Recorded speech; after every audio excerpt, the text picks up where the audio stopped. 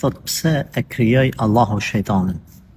Letë është kjo, Allahu Azza ka kriju shejtanin me të provu ty edhe mua dhe tërë njerëzimin kush po ndjek rrugën e mirë edhe kush po ndjek atë të keqen. Në njërën anë, Allahu i lartësuar ja dha njerit mendjen, në anën tjetër ja zbriti Kur'anin.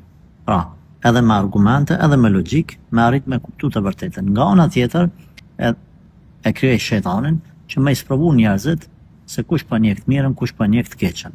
Andaj njerëzit në gjërat të cilat kanë zgjidhje, domethënë apo kanë zgjedhje, më mirë me thonë fal, kanë mundësi me zgjedh, edhe zgjedhin të keqen për ta dënuar.